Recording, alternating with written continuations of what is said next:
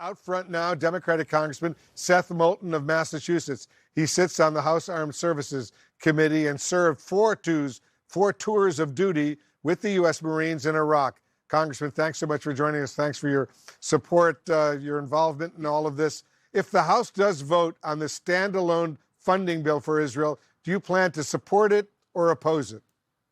I mean, for what I've seen right now, Wolf, I can't support it because the speaker is politicizing aid to Israel. He's politicizing our relationship and fundamentally politicizing our national security. We all know that Ukraine and Israel are both fighting for freedom. They're both important to our national security, to send a message to terrorists and dictators around the world that you can't mess with us or our allies.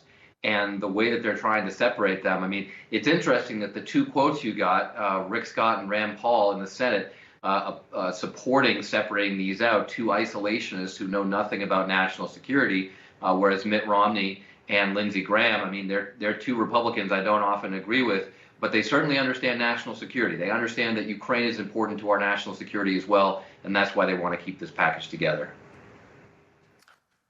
The Secretary of State, Antony Blinken, today tried to make a clear link between what is happening with Israel's war against Hamas and Ukraine's war against Russia. Listen to this. This is all one fight, and we have to respond in a way that recognizes that.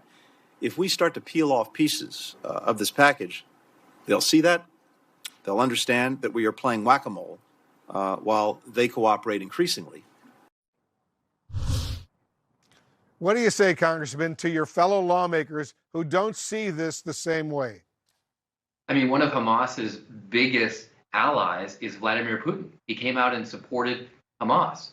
So we're going to send a message that we don't like Hamas in Israel, and therefore we're giving aid to Israel, and yet we're supporting Vladimir Putin's, essentially victory over Ukraine by not providing Ukraine the defenses that they need to maintain their freedom. I mean, this doesn't make any sense.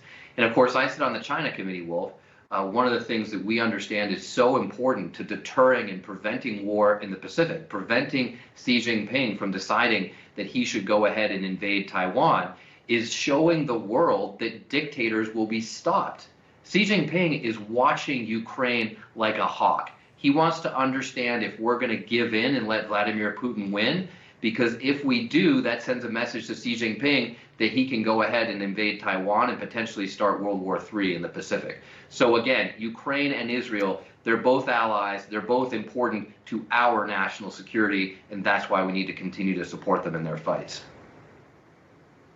You know, in a related development, Congressman, today we learned of even more attacks against U.S. forces in both Iraq and Syria. A total of at least 27 known attacks since October 17th, 16 in Iraq, 11 in Syria, according to the Pentagon, including areas you know very well from your own service in Iraq. This, as U.S. officials have warned of an elevated risk of a spillover war. How should the U.S. respond to these attacks? It's a great question, Wolf, because the administration and the U.S. military have a very difficult deterrence challenge on their hands. They need to send a message to countries like Iran and the militant groups that they support that they cannot get away with attacking U.S. troops.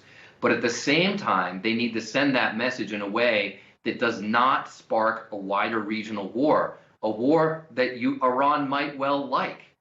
They know that it would be very challenging to Israel to have to fight on multiple fronts.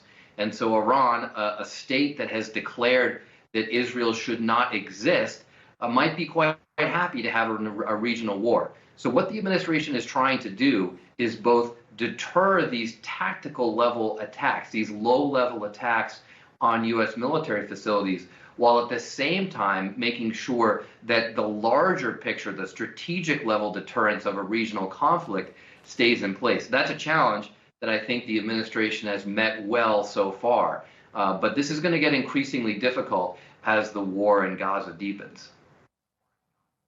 Yeah, there's enormous concern among top U.S. officials this war could expand to include others in the region. Congressman Seth Moulton, as usual, thanks so much for joining us.